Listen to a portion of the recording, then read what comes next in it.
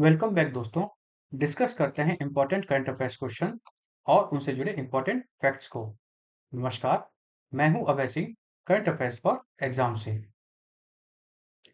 इनमें से किसने छोटी नदियों के पुनरुद्धार के लिए फ्रेमवर्क ड्राफ्ट पॉलिसी लॉन्च की है? आपके ऑप्शन है फ्रेंड, सीपीसीबी, एनएमसीजी, सीडब्ल्यूजीबीजी या फिर एनडब्ल्यूडीए। इसका सही जवाब है दोस्तों एनएमसीजी। दोस्तों, हाल ही में एनएमसीजी ने स्मॉल रिवर सिस्टम के लिए draft small reservoir reservation framework introduce किया है। यह साइंटिफिक फ्रेमवर्क इंजीनियरिंग प्रोजेक्ट्स की जगह नेचर बेस्ड रिवर रेस्टोरेशन पर फोकस करेगा। इस स्कीम से रूरल और अर्बन रिवर में सस्टेनेबल ग्राउंड वाटर रिचार्ज को बढ़ाया जाएगा। चलिए अगले प्रश्न पर आते हैं। भारत में अहिंसा आधारित व्यावसायिक तौर तरीके अपनाने वाली कंपनियों को कौन सा इंडेक्स ट्रैक करता है? आपके ऑप्शन हैं friend, Nifty 50, Nifty next 50, Nifty 500 अहिंसा या निफ्टी रियल्टी। तो इसका सही जवाब है दोस्तों निफ्टी 500 अहिंसा। दोस्तों, एनएससी इंडेक्सेस लिमिटेड ने एथिकल इन्वेस्टिंग के लिए निफ्टी 500 अहिंसा इंडेक्स लॉन्च किया है। फ्रेंड्स, इस बेंचमार्क से एनिमल रिलेटेड बिजनेस करने वाली ऑरेंज और रेड कैटेगरी कंपनीज बाहर रहेंगी। चलिए अगले प्रश्न पर आते हैं। झारखंड में 2026 के दौरान इनमें से किसे जीआई टैग मिला है? आपके ऑप्शन है फ्रेंड, भाग्य silk, Chanderi silk, Banarasi silk या कांचीपुरम सिल्क। तो इसका सही जवाब है दोस्तों भगया सिल्क। दोस्तों, झारखंड के भगया सिल्क और कुचाई सिल्क समेत 4 नए जीआई टैग मिले हैं। किसको? झारखंड को। यह IP protection geographical indication of goods act 1999 के अंडर दिया गया है। इस रीजन इस रीजन इस रीजनल नॉलेज प्रिजर्वेशन एंटरप्राइज को बढ़ाने में नाबार्ड ने फुली सपोर्ट किया है। चलिए अगले प्रश्न पर आते हैं। भारत यूके समझौते के तहत स्कॉच विस्की पर आयात शुल्क में किसने कटौती की है? आपके ऑप्शन है फ्रेंड, सीईपीए ने, सीईटीए ने, साफ्टा या बिम्स्टेक। तो इसका सही जवाब दोस्तों सीईटीए ने। दोस्तों, भारत यूके सीईटी एग्रीमेंट 15 जुलाई 2026 से देश में ऑफिशियली इफेक्टिव हो गया है। इस कॉम्प्रिहेंसिव ट्रेड डील से लगभग 99% इंडियन एक्सपोर्ट्स को जीरो ड्यूटी एक्सेस मिलेगा। यह एग्रीमेंट दोनों देशों के बीच बायलैटरल ट्रेड को 100 बिलियन यूएस डॉलर तक बढ़ाएगा। चलिए अगले प्रश्न पर आते हैं। इनमें से किस संस्था का मुख्यालय देहरादून उत्तराखंड में है? आपके ऑप्शन है फ्रेंड, एफएसआई, जेडएसआई, बीएसआई या डब्ल्यूआईआई।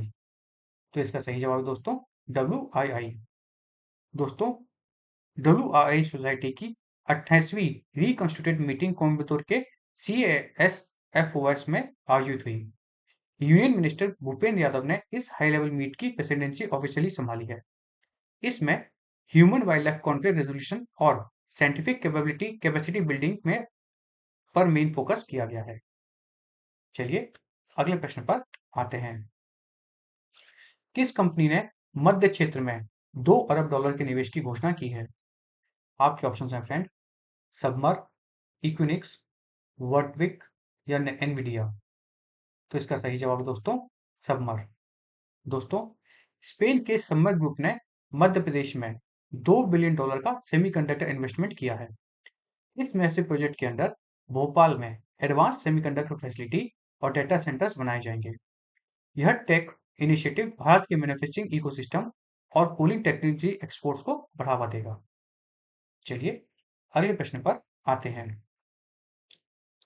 इनमें से किस संस्था ने वन जीव अधिनियम के तहत मानव वन्यजीव संघर्ष केंद्र की स्थापना की है?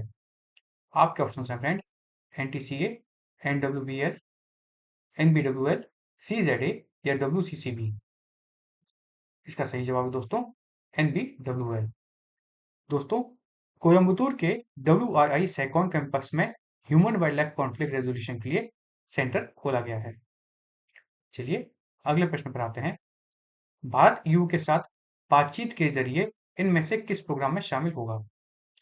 एरामिस प्लस, कॉपरनिकस, हॉरिज़न यूरोप या गैलीलियो? तो इसका सही जवाब है दोस्तों होराइजन यूरोप। दोस्तों, ब्रसेल्स में आयोजित भारत EU TTC मीटिंग में स्ट्रेटेजिक टेक्नोलॉजी कॉर्पोरेशन को एक्सपेंड किया गया है। भारत ने 93.5 बिलियन डॉलर के होराइजन यूरोप रिसर्च प्रोग्राम के लिए नेगोशिएशन स्टार्ट की है। यह बायलैटरल डायलॉग सेमीकंडक्टर्स और क्लीन टेक्नोलॉजी के फ्रेमवर्क पर फोकस करता है। चलिए अगले प्रश्न पर आते हैं।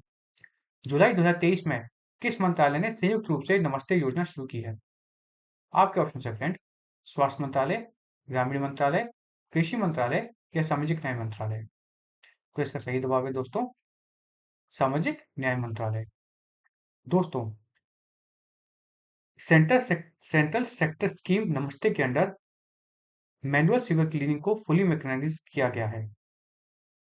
चलिए अगले प्रश्न पर आते हैं। इनमें से कौन सा राज्य इन्वेस्टमेंट फ्रेंडलीनेस इंडेक्स 2026 में पहले स्थान पर रहा? आपके ऑप्शन है फ्रेंड, गुजरात, महाराष्ट्र, तमिलनाडु या उड़ीसा? इसका सही जवाब है दोस्तों गुजरात। दोस्तों, नीति आयोग द्वारा रिलीज्ड इन्वेस्टमेंट फ्रेंडलीनेस इंडेक्स 2026 में गुजरात ने टॉप रैंक हासिल की है। इस एवोल्यूशन फ्रेमवर्क में महाराष्ट्र को सेकंड और तमिलनाडु को थर्ड पोजीशन पर रखा गया है। फ्रेंड्स, आज का सेशन यही समाप्त होता है। आपको हमारा सेशन कैसा लगा कमेंट करके बताइएगा तथा लाइक शेयर सब्सक्राइब अवश्य कीजिएगा। धन्यवाद। जय हिंद, जय भारत।